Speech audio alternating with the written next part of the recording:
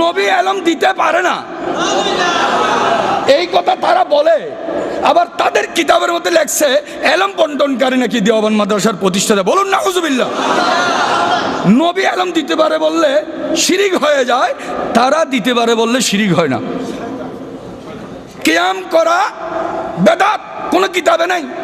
এই জন্য শরীয়তে মুহাম্মদিয়ার মধ্যে মানুষ মারা গেলে জানাজা আমাদের দেশে বসে পড়ে না দাঁড়িয়ে পড়ে?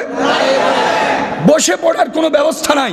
ফরজিয়া নামাজ পড়লে বসেও পড়তে পারে, দাঁড়াইয়েও পড়তে পারে। ওজোর থাকলে বলে যে জানাজা কখনো বসে পড়া যায় না, কেউ পড়েও নাই। 3 তাকবীরের পরে কি পড়ে? اللهم اغفر لحينا وميتنا وشاهدنا وغائبنا وكبيرنا وصغيرنا وذكرنا وانثانا وشاهدنا।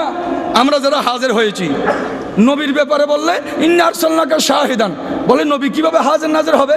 কিন্তু জানাজার দোয়ার ব্যাপারে ওয়াশাহিদানা মানে ওয়া হাজিরানা, নিজের ব্যাপারে হাজিরানা মানে নবীর ব্যাপারে মানে না। বলুন নাউজুবিল্লাহ। মোহতরম হাজিরিন, আম্বিয়া কেরামের জন্য আমরা দোয়া করলে বলে যে নবীরে গুনাহগার, কিছু কিছু গুনাহ আছে এই জন্য দোয়া করা হয়। তাই জানাজার মধ্যে কি আছে? ওয়া সাগীরানা, মাসুম কসিকাসা, তাদের কোনো জীবনে গুনাহ নাই, কিন্তু ওয়া সাগীরানা বলে দোয়া করি জানাজার মধ্যে, আল্লাহ যারা ছোট কসিকাসা আছে তাদেরকেও তুমি ক্ষমা করো। আসলে কি তাদের কোনো গুনাহ আছে?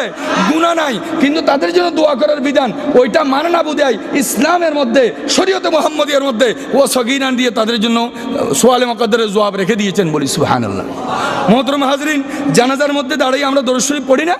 দরুদ শরীফে তো নবীর উপর সালাম আছে না, সালাত আছে না?